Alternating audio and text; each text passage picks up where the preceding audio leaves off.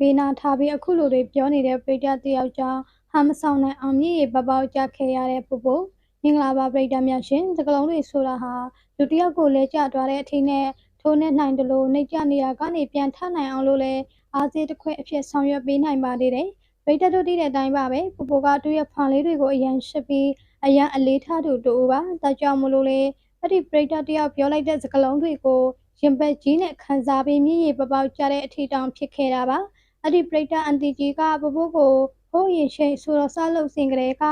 အမခံအားပေးခဲ့သူပါသရှင်တွေကိုကြိုက်လို့အားပေးတယ်ဆိုတာထက်ပပိုးညီမလေးတယောက်လိုအဆက်ဆက်ရရအရန်ကူစိုက်ပေးပြီးတော့စပိုးတင်တွေလည်းပေးတာဖြစ်ပါတယ်ဒါကြောင့်မလို့သူတို့နှစ်ယောက်စလုံးကိုအတူတူအင်တာဗျူးတဲ့ခါမှာပပိုးကလည်းမလုံးလို့ခေါ်တဲ့အဲ့ဒီပရိသတ်အန်တီကြီးကိုသူ့အမလိုပဲအရန်ရှစ်ကြောင်းတွေပြောခဲ့ပါတယ်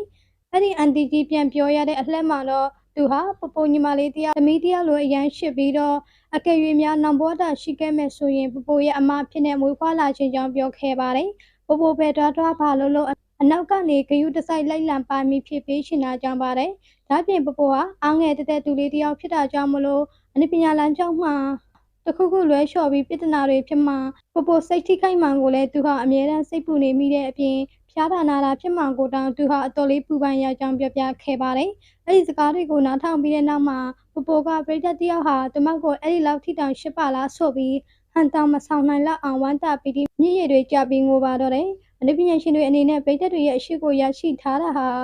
အားစေးလုံး100လောက်တောင်းနေရတယ်လို့မျိုးပါပဲသူတို့ရဲ့ရင်ထဲမှာအလိုလိုအားတွေရှိသွားတတ်ကြတာပါပပိုးကလည်းအဲ့ဒီခံစားရှိကိုဒီပရိသတ်နဲ့ကြားမှာပဲကောင်းကောင်းကြီးခံစားလိုက်မိတာကြောင့်ဝမ်းသာမြည်ရည်ကြခဲ့ရတာဖြစ်ပါတယ်တူဦးမြတ်တာတူဦးစေတနာဆိုလိုပဲပပိုးကိုယ်တိုင်ကလည်းဓမ္မရဲ့ပရိသတ်တွေကိုအယမ်းရှစ်ပြီးတန်ဖိုးထားပေးတာကြောင့်အခုလိုမျိုးသူမအပေါ်ကိုတွေးထားအရင်ထက်တောင်ပို့ပြီးတော့ရှစ်မြင်လို့ပေးတဲ့ပရိသတ်တွေရှိနေတာကမဆန်တော့ပါဘူးနော်အဆုံးထိကြည့်ချုပ်ပေးတဲ့အတွက်လည်းအားလုံးကိုကျေးဇူးတင်ပါရှင်